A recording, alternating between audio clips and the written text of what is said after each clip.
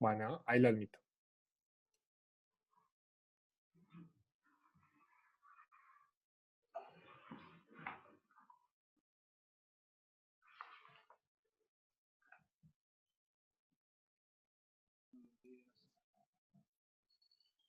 ¡Qué emoción!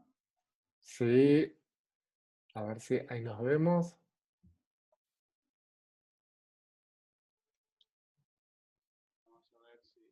Hola, Francesco. Hola, Francesco. ¿Cómo estás? Qué alegría de poder encontrarnos.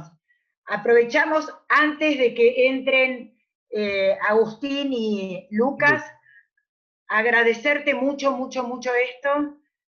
Para nosotros es realmente súper importante.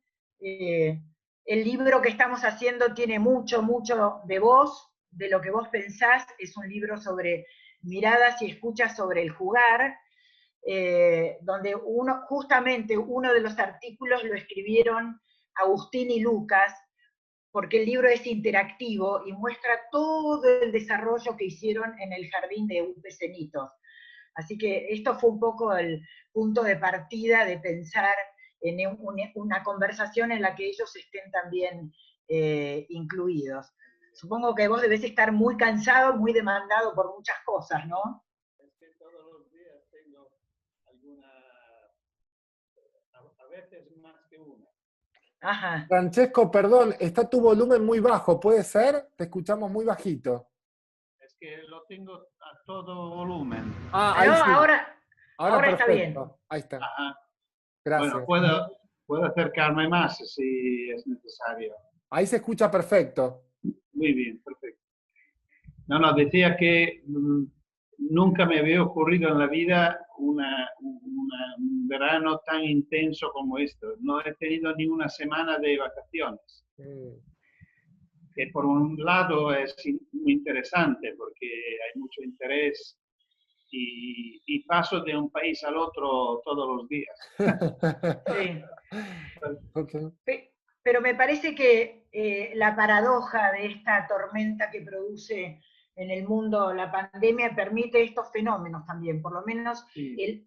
el eco de lo que ocurre en Argentina, que después vamos a hablar un ratito cuando entren Agustín y Lucas, es también una preocupación que antes no estaba tan visibilizada por cómo vamos a seguir y en qué mundo queremos seguir construyendo la humanidad, ¿no?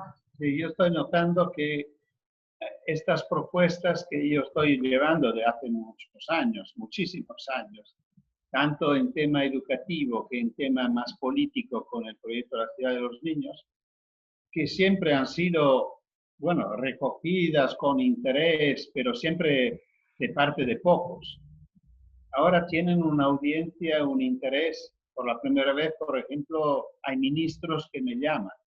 Bueno, qué bueno. Como el vuestro. El vuestro Trota me llamó, quería conocerme, no nos conocíamos, lo pasamos una hora en Skype, yo hablando y él tomando notas como un alumno, y después hemos tenido este encuentro público que parece que lo vieron en directo o después casi 250.000 personas, que no tiene, bueno, nunca había ocurrido antes. Yo creo que son cosas que no tienen iguales.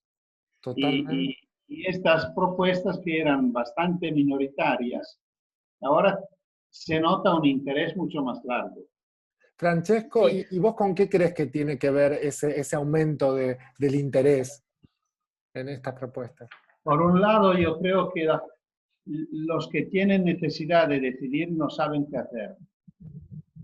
¿Y por qué? Porque el tema es tan fuerte, tan raro, y no saben casi nada. Y claro, que una escuela que funciona de una forma distinta de la tradicional, con la clase homogénea frente a un adulto que habla y los niños que escuchan, en este momento se nota que no funciona, por lo menos por temas sanitarios, es bastante ridículo a decirlo, pero la escuela tradicional tampoco resiste a las necesidades de un virus. Claro que en este momento el virus vale más que los niños, porque a los niños no les gustaba y no funcionaba para ellos antes también. Sí. Pero los intereses, bueno, en esta pandemia se ha notado mucho que de los derechos de la infancia previstos y garantizados por la... ¡Hola! Agustín. ¡Hola! Hola Agustín, ¿cómo estás? ¡Qué bueno! Qué alegría verte, Francesco. Hola, Juan, ¿cómo te va? Hola, Agustín, muy bien. Gracias. Qué alegría, qué alegría. Pero, a ver, te digo una cosa más, estamos charlando un poco de la propagación, de la fertilización universal de las ideas de Francesco. Yo creo que esto es también al interior de alguna situación que han tenido los propios padres sobre preguntarse de qué se trata esto, no solamente los organismos institucionales, porque con una contradicción de tener a los niños y tener que escucharlos, se han tenido que encontrar escuchando a los niños. No todos los padres hacen esto. ¿Sí? No. Hola, Lucas.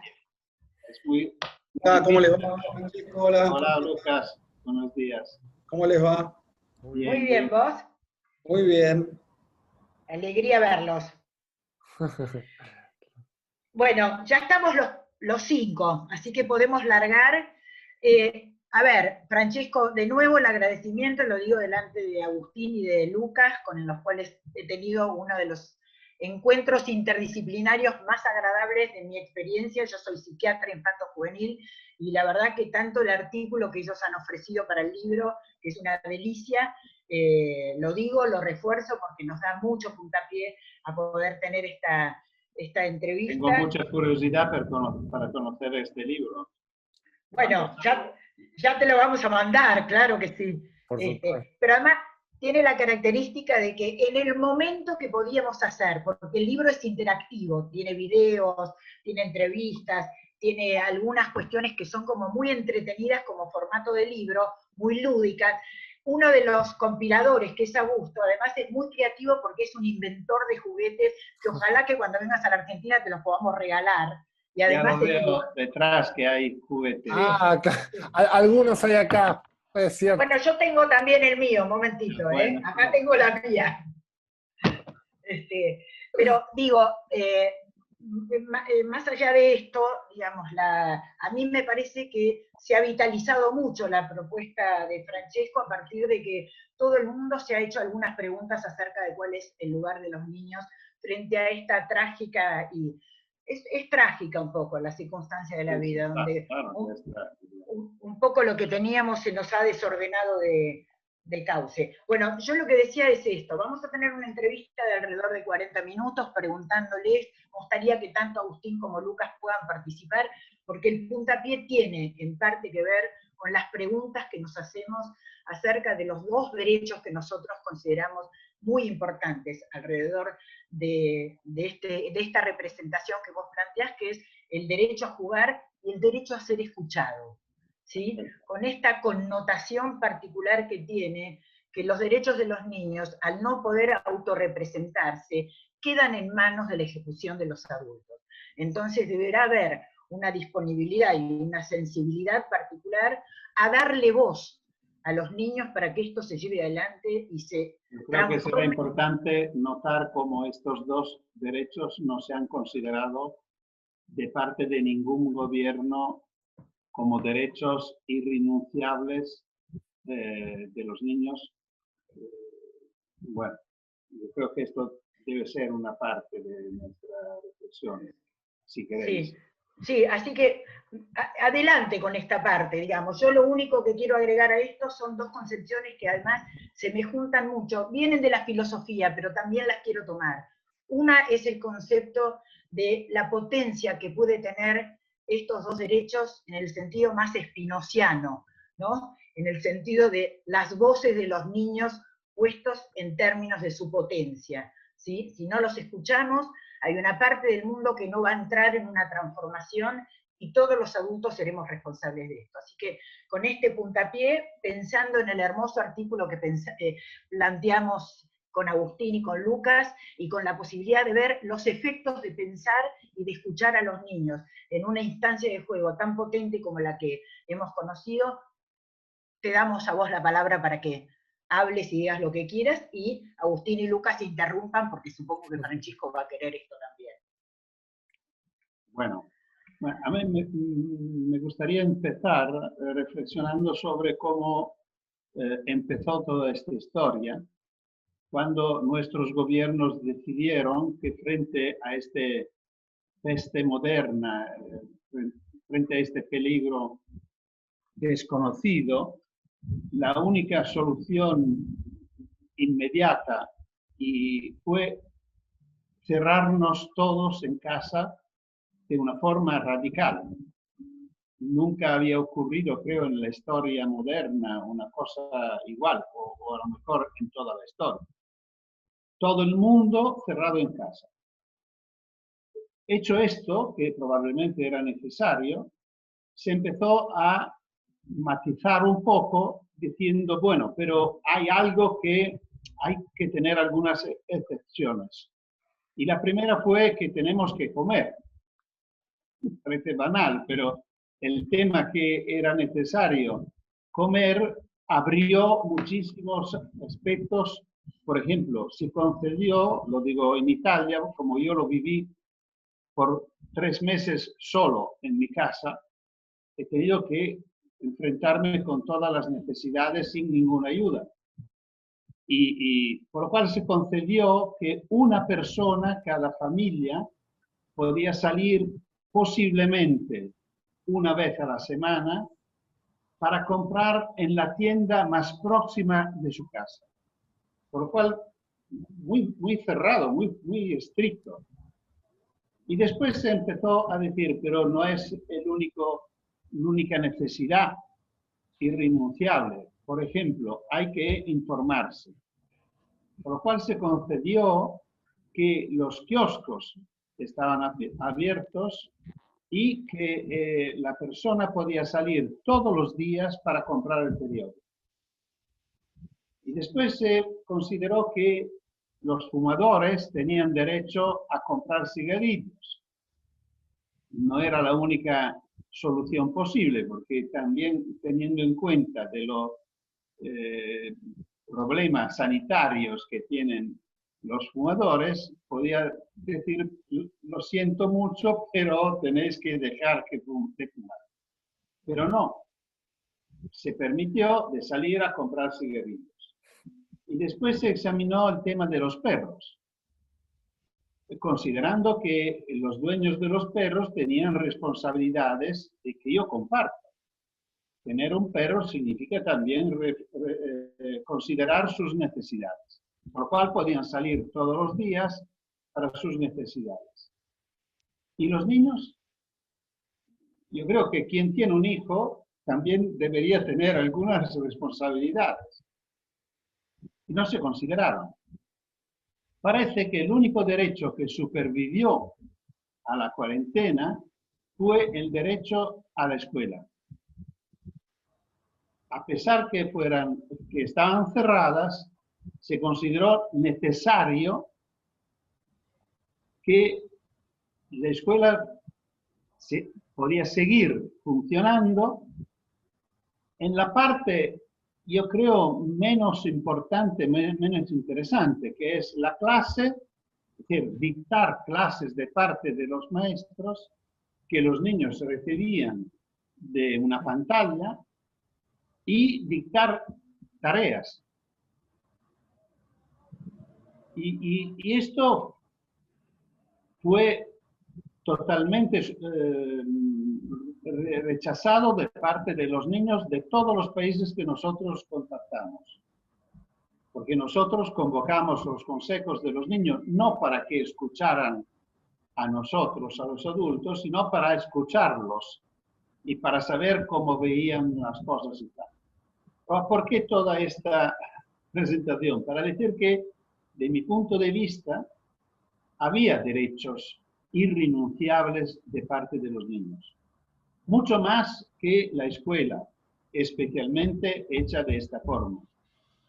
Eran justamente el derecho reconocido del artículo 12, que reconoce el derecho de los niños a expresar su opinión cada vez que se toman decisiones que los afectan, y en esta pandemia se han tomado muchas decisiones que afectaban a los niños.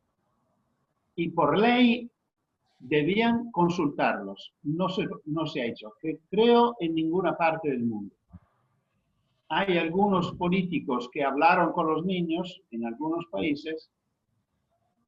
Hay actitudes distintas, pero no creo que ministros de educación o ministros de la familia o primeros ministros o presidentes de la República, en el momento que daban indicaciones sobre el comportamiento, las actitudes de los niños, lo hayan consultado. Y el otro es el juego. El artículo 31, que prevé el tiempo libre, bueno, el tiempo libre lamentablemente en la versión, sí, el tiempo libre hay. El tiempo libre del juego.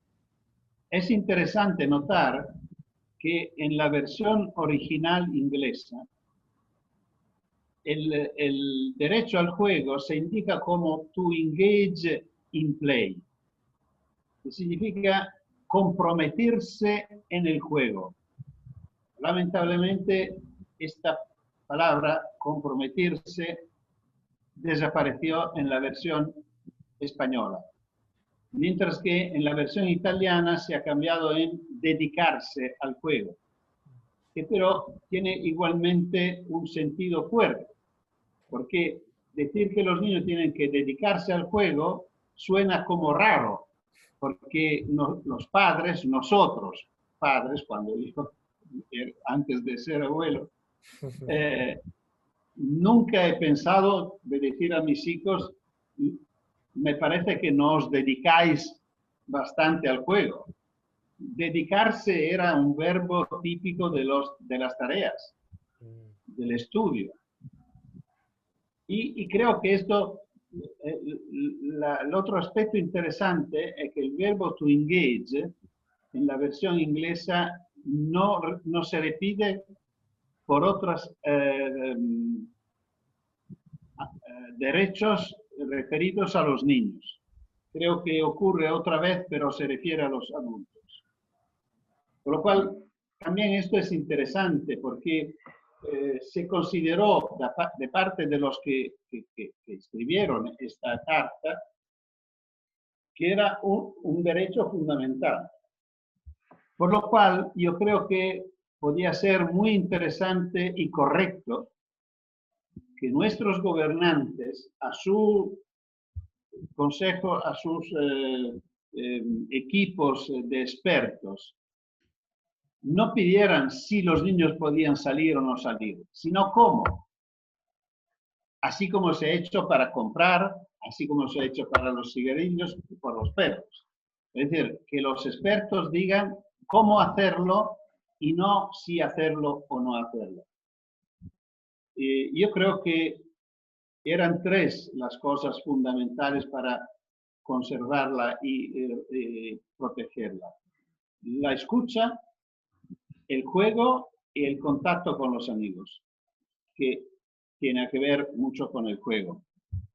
Y, por ejemplo, el uso de las plataformas, así como lo ha hecho la escuela, como decía antes, es una propuesta muy pobre porque los niños prácticamente asisten. Bueno, como ocurre en la escuela, pero en una condición más complicada. Mientras que la plataforma, que es un instrumento que estamos aprovechando ahora, por ejemplo, hablando entre nosotros, puede ser un instrumento democrático de intercambio, hasta de juego. Justo en Argentina, en varias ciudades nuestros consejos de niños están elaborando propuestas de juego en plataforma. Y por lo cual, claro, que es un instrumento donde puede ser una plaza virtual donde la gente se encuentra en forma igualitaria y no en forma jerárquica. Por lo cual yo creo que tenemos que denunciar lo que no se ha hecho y reconocer que lo que se ha hecho no se ha hecho bien, porque se podía hacer mejor. A mí me habría gustado que la escuela siguiera donde podía, porque siempre era posible, ha sido posible. Hay millones y millones de niños en el mundo que no siguieron las clases virtuales por falta de conexión, de instrumentos, de espacio, tal. Pero lo que era necesario era que la escuela ayudara a los niños a vivir este momento y no a seguir estudiando los dinosaurios o Napoleón o lo que tocaba por el programa escolar. Es decir, el programa escolar ha seguido igual. Bueno, perdonáis, lo he hecho un poco largo. No, está bien. A ver, yo te haría una pregunta, Francesco. Invito a tanto a Lucas como a Agustín también, si tienen ganas algo de comentar de esto. Pero haría una pregunta que es, ¿y dónde ubicamos el punto de resistencia? Porque como yo te mandé, sigue teniendo un lugar de poder y de cierta dominación, como si hubiera un miedo a abrir la escucha a las voces de los niños, que creo que es una cuestión estructural de algunas condiciones de relación de poder, digamos, importantes. No sé qué pensás, si lo pensaste, cómo lo ubicás todo esto, ¿no? El tema, yo creo, por lo menos de mi punto de vista, es que esto se refiere mucho al artículo 12. El artículo 12, si lo examinamos, es casi impensable y casi a mí me sorprendió muchísimo cuando lo leí la primera vez. Ni lo creía, porque dice que los niños tienen derecho a expresar su opinión cada vez que se toman decisiones que los afectan y que la opinión de los niños hay que tenerse en cuenta. Bueno, este derecho nosotros, los adultos, no lo tenemos. Nuestros gobernantes no tienen este vínculo de consultarnos cada vez que se toman decisiones. Yo lo veo casi exagerado. Pero, ¿qué significa esto? Significa que los adultos, cuando se encuentran frente a los niños, sienten que no pueden rechazar nada, por lo cual prometen todo y después cumplen lo que pueden, lo que le pasa, lo que parece conveniente. Es decir, no hay ninguna relación entre lo prometido y el cumplido. Y esto es gravísimo, porque, y claro que es una cuestión, es decir, que este tema del poder que tú, Marcela, ponías, de hecho no se pone porque no hay relación entre lo que se promete y lo que se cumple. Porque una escuela, por ejemplo, una escuela que no tenga una forma de consulta de los alumnos, se debería considerar ilegal y cerrarla. Porque esta ley es una ley de alto nivel jurídico, la convención. La convención, como en Argentina, la misma constitución la pone adentro de la constitución, por lo cual los tratados internacionales se colocan arriba de las leyes ordinarias. Por lo cual no se puede decir que no podemos respetarla porque hay un reglamento, una ley, un programa escolar que dice el contrario. Porque si dice el contrario no vale. Y esto lo dice el artículo 4 de la Convención, que dice que los estados se comprometen a arreglar su legislación para que sea coherente con esta nueva ley. Y no se ha hecho. Y no se hace. Por lo cual, el tema es, lamentablemente, solo aparente. Porque la promesa es muy amplia, muy fuerte. Y no corresponde en absoluto a la vida real.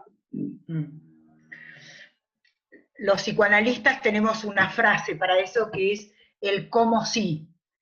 Como si se respetara, pero en realidad no se termina cumpliendo. Y entonces hay como un falso actuar, del cual yo creo que también termina siendo casi una violencia sobre los niños, en el sentido de destituirlos de poder ser escuchados. Por eso cuando aparecen proyectos donde realmente la voz de los niños atraviesa los espacios, y hay, por suerte, hay en la Argentina, además de UPCenitos, que es divino, muchos incipientes. Nosotros estamos en un programa que se llama Los 1000 primeros días, donde lo primero que queremos hacer es que en los municipios se instalen la ciudad de los niños y las niñas, para trabajarlos culturalmente, porque hay resistencias en los políticos también a acceder a este tipo de cosas, ¿no?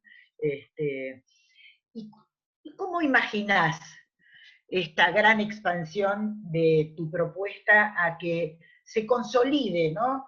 Augusto, comentabas vos esto, ¿cuál es la incidencia sobre las acciones? Por ahí la querés formular de otra manera en función de lo que veíamos.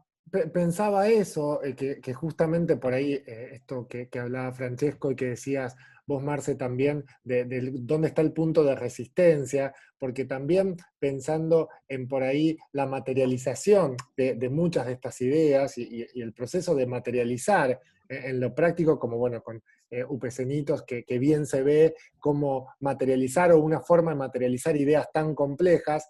A veces yo percibo y me encuentro con esa resistencia también en ese aspecto, en donde quizás justo esos grupos de personas que están pensando y que están pensando desde una perspectiva, construyendo una perspectiva ética compleja, quizás son justo a veces los que están más alejados de la materialización de esas ideas. Y hay como una desconexión muchas veces en los espacios que se piensan físicos para las niñas, para los niños, en los juguetes que se piensan, ¿no? Hay como una desconexión en donde esa articulación ética-estética como que queda a veces, bueno, fragmentada. Entonces pensaba eso, por ahí preguntarte, Francesco, preguntarle a Agustín, a Lucas, en este proyecto tan hermoso que hicieron y que conocimos, ¿cómo fue pensar en materializar todas estas ideas tan complejas y sensibles de escucha, de mirada de los niños, del juego? Por ejemplo, en el campo del juego se nota muchísimo, porque parece que sea de gran interés de nuestros administradores, porque todas las ciudades ahora están dedicando espacios para los niños. Yo participé a un congreso en Barcelona. Es una ciudad que se está moviendo mucho y bien.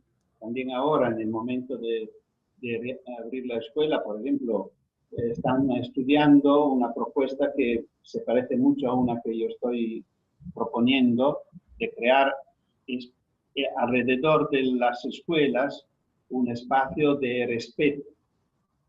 Yo estoy proponiendo que las calles cercanas a las escuelas se cierren por el tiempo de funcionamiento de la escuela y se concedan a la escuela como espacio útiles para actividades escolares. Bueno, pero el tema es que respecto al tema del juego, en este encuentro de Barcelona, el título era muy sugerente, porque era por una ciudad jugable. ¡Ay, qué lindo! Que me parece perfecto. La ciudad debe ser jugable. Pero el tema era que de aquí al 2030, el propósito era aumentar los espacios de juego y mejorarlos. Donde mejorarlos significa significaba adecuarlos a las necesidades también de los discapacitados, con juegos adecuados, poner siempre fuentes de agua lo más cercano o dentro de los espacios, y el tema del baño. Bueno, por lo cual, cuando me tocó, porque yo era como invitado, como referente, cuando me tocó al final tomar la palabra, me disculpé mucho porque he dicho, lo siento mucho, pero estoy totalmente en contra de lo que habéis pensado. Para mí, una ciudad jugable es una ciudad donde los niños pueden salir solos de casa, buscar amigos, decidir un juego que les gusta hacer y ir a buscar ellos un lugar adecuado por este juego. Por lo cual, el tema verdadero del juego, por lo menos yo lo estoy tratando de una forma muy radical, porque creo que los adultos no lo toquen, que lo consideren como un tema de los niños.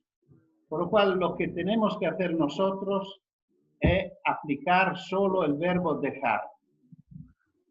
Dejámoslos salir, dejamos tiempo libre y dejamos que aprovechen del espacio público. Por lo cual, el espacio del juego es el espacio público, considerando público, saliendo de la puerta de casa, todo el espacio que se encuentra, la escalera de casa, el patio, la acera, la vereda, la calle, los jardines, pero jardines públicos, no los jardines para niños. Es decir, todas las veces que nosotros creamos espacios reservados, yo provocativamente siempre digo, ¿por qué no pensamos en espacios para las mujeres? Las mujeres reaccionarían justamente, porque crear espacios para alguien significa emarginarlo, separarlo. Y yo espero que los arquitectos y los administradores puedan reflexionar sobre lo que ha ocurrido con las casas de reposo de los ancianos. En Italia ha sido una matanza. Yo espero que la cierren. Yo he consignado un libro hace pocos días y que está saliendo muy rápidamente. Debería salir tanto en Argentina que en España que en Italia, que se llamará ¿Puede un virus cambiar la escuela? Termino con una reflexión que tiene como título, por favor, dejáis que morimos en casa. Y lo digo como un viejo, que lo siente como un problema personal. Y creo que esto, por ejemplo, estos temas, y el juego tiene mucho que ver con esto. Es decir, cuando pensamos a un lugar de juego, nos equivocamos. Yo no sé imaginar que un adulto, que sea un administrador o que sea un diseñador, un arquitecto, no sé, pueda imaginar que jugar pueda significar ir todos los días en el mismo lugar usando los mismos juegos. Yo creo que solo puede imaginarlo una persona que nunca ha sido niño, lamentablemente no ha vivido esta experiencia. O como dice bien el Principito, que todos los adultos han sido niños, pero casi nadie se acuerda. Es cierto eso. Sobre el juego, más que pasa el tiempo, y más que llega a ser radical. Sí. No hay que tocarlo. Dejámoslos a los niños. Por lo cual, la cosa importante y complicada es hacer una ciudad donde sea posible hacer cosas y hacerla por su cuenta y no porque alguien te acompaña o alguien te construye, alguien te provee. Sí. O sea que de alguna manera, Francesco, quizás lo que estás planteando es que lo que hay que pensar es cómo hacer para armar espacios o preservar espacios para los adultos, que dejen ese lugar libre para los niños, ¿no? Para el juego de los niños. O sea que en realidad no es tanto que los adultos hagan espacios específicos para jugar, como estos que mencionabas para los niños, sino más bien que construyan sus espacios, pero que faciliten que los niños y las niñas puedan tener lugar libre, digamos, dejar. El espacio público no tiene esta característica. El espacio público es público si es de todos. Ahora es privatizado porque es ocupado casi siempre de medios privados. En Italia se ha hecho una encuesta por una asociación ambientalista que más del 80% del espacio público italiano está constantemente privatizado por la presencia o en aparcamiento o en movimiento de medios privados. Los derechos se exercen en el espacio público. Es allí que vamos a protestar, a manifestar, a pasear, ir para compras, con los novios y tal. La gente vive su vida en espacios privados, pero mucho en espacio público. Y claro, que el espacio público desaparece, muchos problemas no se resuelven. Por lo cual, el espacio público debe ser público y nada más. Y cada uno lo aprovecha por sus necesidades. Y es interesante pensar que los espacios, si un jardín es un jardín público, significa que yo no puedo poner columpios y toboganes, porque a mí que soy viejo no me interesa. Y por lo cual debe ser un espacio ofrecido a todos y que se pueda utilizar, aprovechar en distintas horas del día y de la noche, que sea abierto y como si es bien hecho significa bello. La gente va y cada uno va en la hora que lo quiere y por sus necesidades.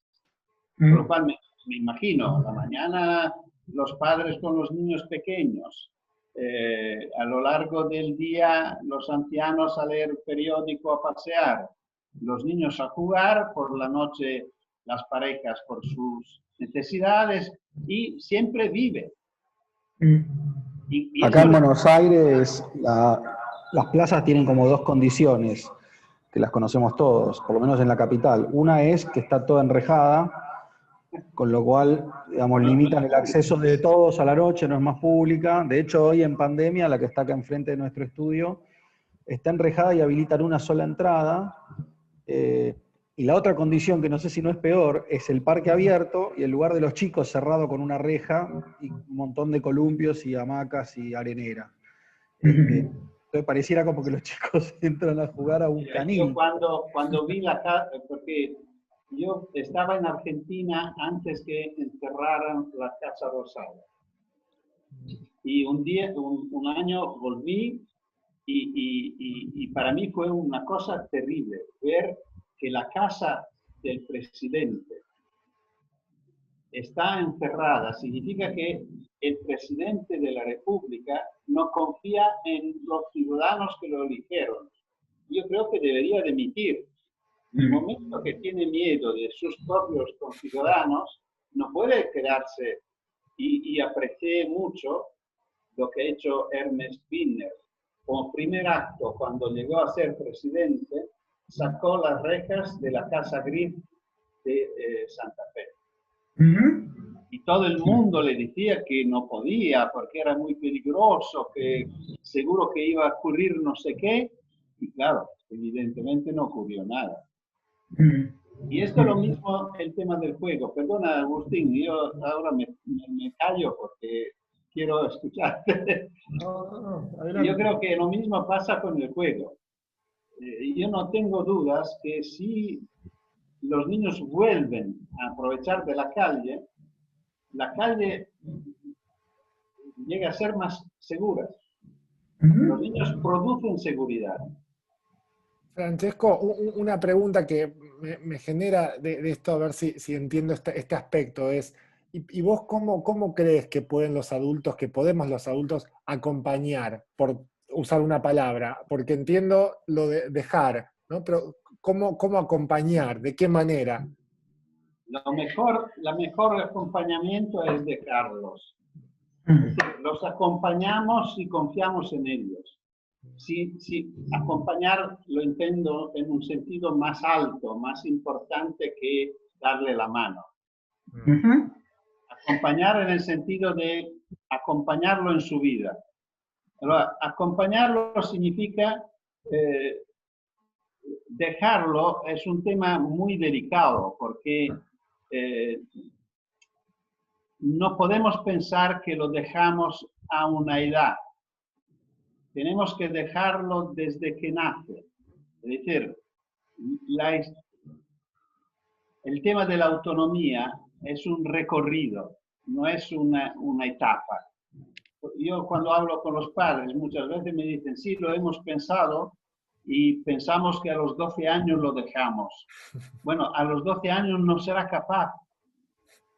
El tema es que la autonomía empieza en el momento del corte del cordón umbilical, porque antes no había autonomía, porque el niño vivía no solo dentro, sino a causa o por mérito del cuerpo de su madre.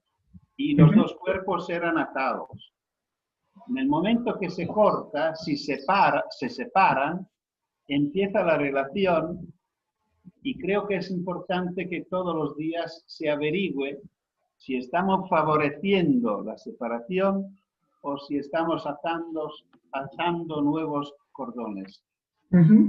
Y este es todo un proceso muy complicado. Por esto digo que la mejor manera para acompañarlo es darle confianza.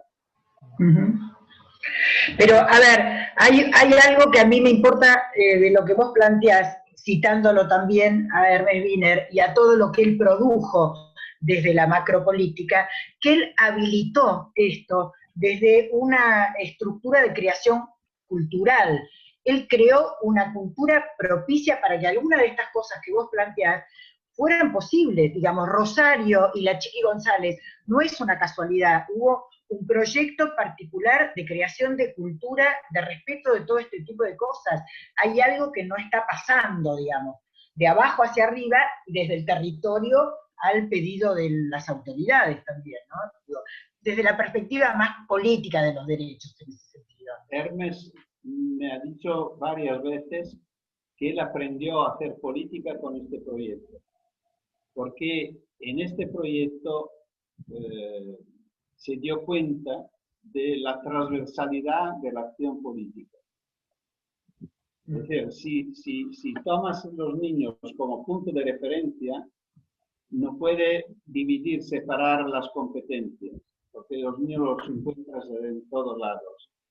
Y el otro tema que me parece interesante es que como era un gran político, no ha tenido miedo de rodearse de personas de gran valor. Cosas muy raras en los políticos, porque los políticos quieren emerger, por lo cual muchas veces se rodean de personas mediocres para notarse. Y una persona como Chiqui González, que no es fácil, porque es una persona creativa. Los creativos son peligrosos.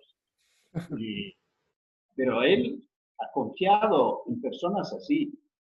Y yo creo que es un gran mérito. Sí. Pensaba, además, en que perdona, damos la palabra a Agustín. No sí, Agustín, levanta la mano. Y a Lucas. No, digamos,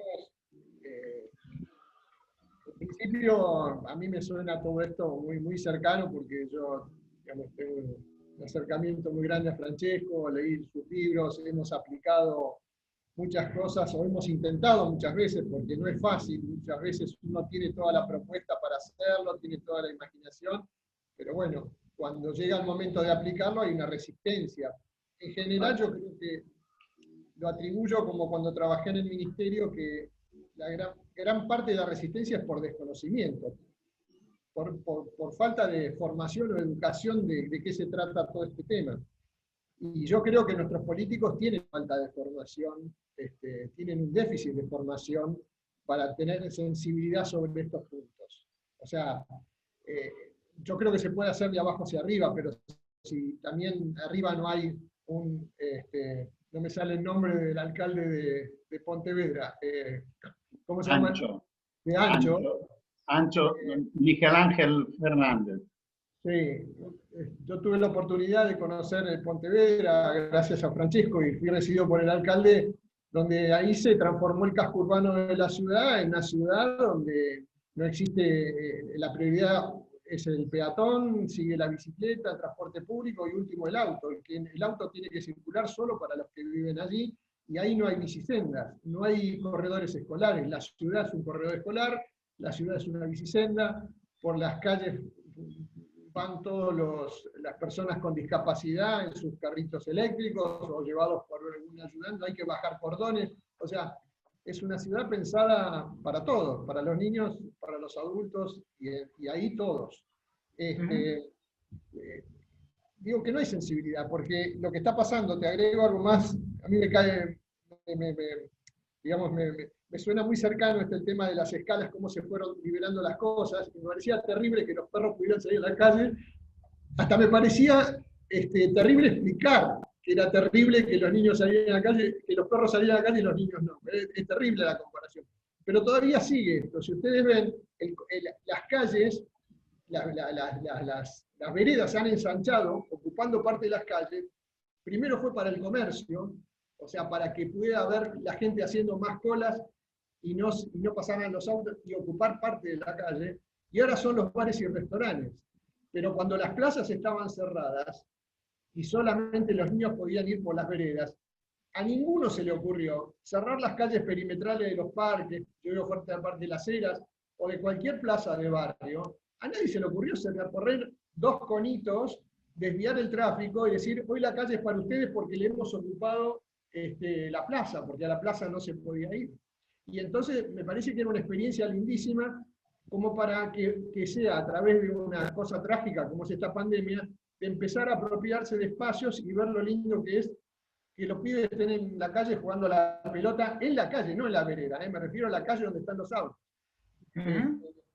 Con lo cual, digo, no sé cómo, bueno, habrá que seguir trabajando para poder explicar todo esto, que para mí es súper claro y sencillo, no tiene contra para nadie el tema de pensar en la posibilidad de que los niños, en las condiciones a lo mejor que está ahora la ciudad, a lo mejor es difícil que estén afuera, porque el tránsito es muy fuerte, por un montón de situaciones.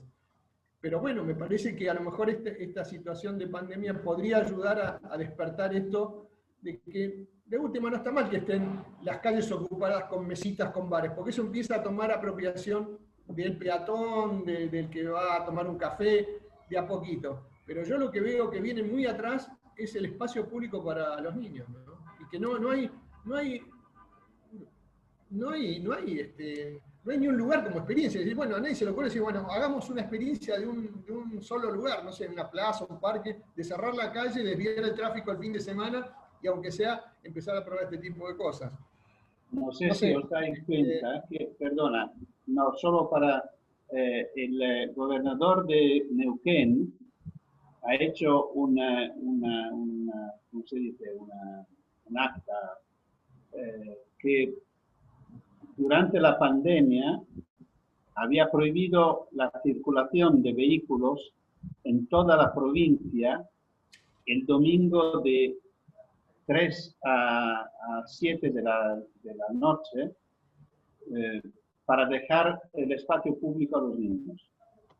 Y ahora ha hecho otro acto un poco menos fuerte, pero invitando todas las ciudades de la provincia de Neuquén a reservar un espacio, que pueden ser algunas calles, una zona,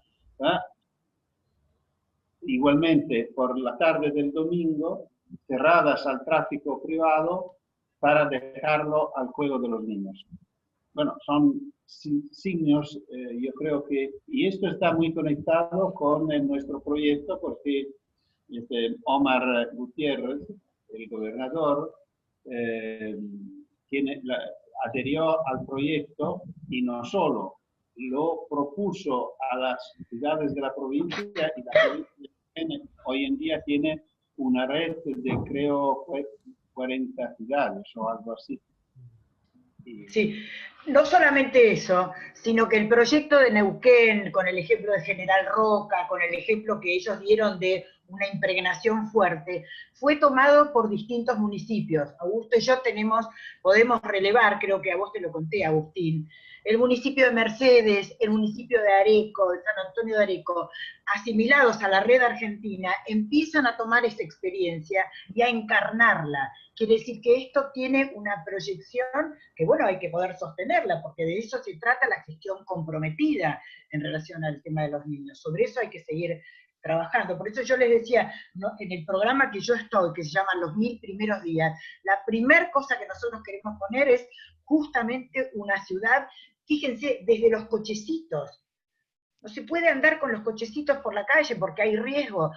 No se lo puede dejar a un bebé que empieza recién a caminar tranquilo, porque el riesgo corta el juego. Entonces, digo, me parece que hay toda una movida recontra interesante en ese sentido, de mucha impregnación y de mucha fertilización de esas ideas. Habrá que ser... Agustín, que te interrumpí. No. No, interrumpí a Agustín, que estaba hablando. Dale. No, simplemente eso, creo que sí, conocía lo de la experiencia de Neuquén. Digo, ¿cómo poder, a veces uno siente como cierta impotencia, ¿cómo no se puede entender algo que es tan claro? Porque esto no solamente apunta a los niños, eso trae aparejado un montón de situaciones.